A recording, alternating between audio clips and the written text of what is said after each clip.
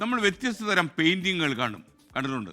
Brush ഉപയോഗിച്ച് പെൻസിലോ ക്രയോൺസോ മറ്റോ ഉപയോഗിച്ച് അതും അല്ലെങ്കിൽ ഡിജിറ്റലായിട്ടുള്ള പെയിൻറ്റിങ് കണ്ടിട്ടുണ്ട്.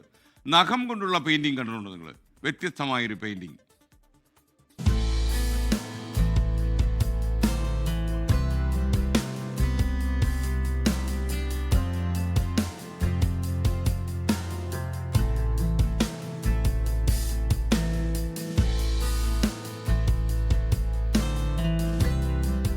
മലപ്പുറം പെരിന്തൽമണ്ണയിലെ കരിങ്കല്ലത്താണിയിലെ ജോസഫേട്ടനാണ് ഈ അസാധ്യ കലാകാരൻ.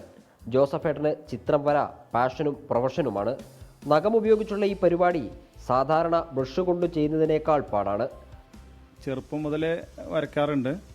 നഖം കൊണ്ട് വരയ്ക്കാനുള്ള കാരണം എന്തെങ്കിലും എൻ്റെതായിട്ടുള്ള ഒരു ശൈലിയിൽ വെറൈറ്റി ആയിട്ട് എന്തെങ്കിലുമൊക്കെ വരയ്ക്കണം എന്നുള്ളൊരു ചിന്തയിൽ ഇങ്ങനെ ആലോചിച്ച് നഖം കൊണ്ട് മമ്മൂക്കാനെ വരച്ചാലോ എന്നുള്ള രീതിയിൽ അങ്ങനെ മമ്മൂക്കാനെ വരച്ചതാണ്.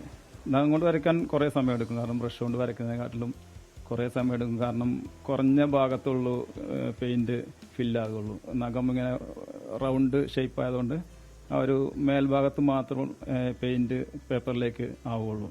കുറേ സമയമെടുക്കും നഖം കൊണ്ട് വരയ്ക്കാൻ. നല്ല ബുദ്ധിമുട്ടാണ്. ബസ് ടിക്കറ്റിൽ വരച്ച ബസ്സിൻ്റെ ചിത്രം, വാഴയിലയിൽ വരച്ച ഓണസദ്യ എന്നിവയൊക്കെ ജോസഫേട്ടൻ്റെ മറ്റ് വെറൈറ്റി ഐറ്റംസ് ആണ്.